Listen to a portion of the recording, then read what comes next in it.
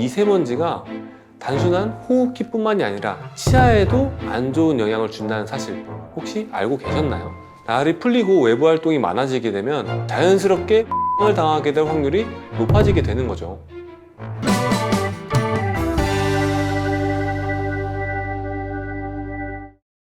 안녕하세요, 의사임당입니다.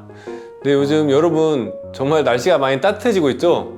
사실 이렇게 날씨가 풀리기 시작하면 저는 더 바빠지기 시작합니다. 왜냐면 봄이 되고 날씨가 따뜻해질수록 많은 분들이 좀 활동량이 늘어나면서 갑자기 다치거나 넘어지셔가지고 치아에도 손상이 생겨서 오시는 분들이 상당히 좀 많아지는 경향이 있어요. 특히 미세먼지.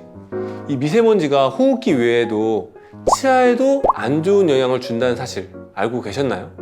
오늘 영상에서는 이 날씨가 따뜻해지면서 생길 수 있는 외상과 또 미세먼지가 치아에 주는 안 좋은 영향에 대해서 이야기를 해보려고 합니다. 네, 실제로 건강보험심사평가원의 통계에 따르면 19년도 2월에서부터 19년도 4월까지 2달 사이에 치과를 찾은 환자의 숫자가 12% 이상 증가했다고 합니다. 날이 풀리고 외부 활동이 많아지게 되면 자연스럽게 외상을 당하게 될 확률이 높아지게 되는 거죠. 제가 지난번 영상에서 치아 외상이 생겼을 때 단계별 치료 방법에 대해서 자세하게 설명드린 영상이 있으니까요. 이쪽을 보시면은 그 영상을 보시고 참고하실 수 있을 겁니다. 외부 활동에 의해서 치아 외상이 가장 많이 일어나는 부위는 위턱의 앞니인데요. 치아 구조상 가장 바깥쪽으로 나와 있는 부분이기 때문에 넘어지거나 어디에 부딪히거나 이랬을 때 가장 먼저 손상받는 부위이기도 해요. 잇몸에는 손상이 없고 치아만 간단하게 깨져나간 상황이다. 그렇다면은 간단한 레진 치료로도 치아를 회복시켜 줄 수 있겠지만은 만약에 깨진 정도가 심해서 신경이 바깥으로 드러나 있거나 아니면 치아 자체가 빠지거나 이런 상황도 충분히 있을 수 있거든요. 만약에 그렇게 됐다면 신경 치료를 하거나 아니면 최악의 경우에는 임플란트까지도 해야 되는 상황이 올 수 있겠습니다. 봄이 오면 어김없이 미세먼지가 많이 우리 곁으로 오죠. 그런데 이 미세먼지가 단순한 호흡기뿐만이 아니라 치아에도 안 좋은 영향을 준다는 사실 혹시 알고 계셨나요? 미세먼지가 많은 날에는 코로 숨을 쉬기가 불편해지고 그렇게 되면 입으로 숨을 쉬게 되는 경우가 많이 생겨요. 입안에서 세균이 번식하기 좋은 환경이 되는 겁니다. 또 입으로 숨을 쉬게 되면 입이 많이 건조해져요. 이게 심해지면 구강 건조증까지도 이어질 수 있는데요. 구강 건조증, 입안이 마르게 되는 현상은 충치와 잇몸 질환을 더 악화시키는 원인이 되기도 합니다. 그리고 특히 임플란트나 교정 치료를 받고 있다면 미세먼지를 더욱더 조심해야 되는데요. 미세먼지나 이물질 등이 임플란트나 교정 장치 주변에 쌓이게 된다면 염증을 유발할 수 있는 원인이 될 수 있습니다.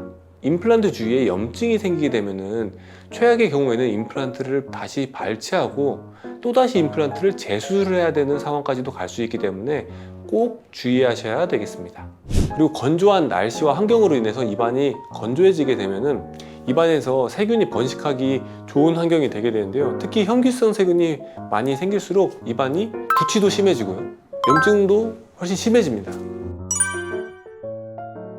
현기성 세균은 쉽게 말하면은 이 공기와 친하지 않은 세균이라고 보시면 돼요. 공기가 많이 있는 곳에서는 이제 호기성 세균, 공기가 없는 곳에서는 현기성 세균인데 기본적으로 호기성 세균보다 현기성 세균의 예후가 안 좋은 반응을 보이는 것이 질병들이 많이 생기고 냄새도 많이 나고 그래서 입안이 건조해지면은 입에서 냄새가 생각보다 심하게 나는 경우가 많이 생기게 되는 겁니다.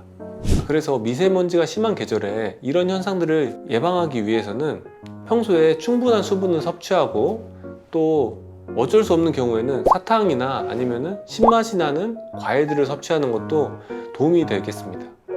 사실 이게 뭘 먹으면은 물을 많이 드신다든지 이러면 화장실을 사실 계속 가야 돼요. 이것도 되게 힘든 거라서 저는 특히 이런 구강 건조증이 생기는 분들은 젊은 분들보다는 좀 어르신 분들이 많으세요. 특히 그런 분들은 더 화장실 여러 번 다니시는 게 힘드신 일이기 때문에 물을 많이 드시는 것보다는 입안에 물을 많이 머금고 있는 걸 저는 권해드려요. 머금고 있으시다가 삼키지 않으셔도 되고 그냥 차라리 뱉으셔도 돼요.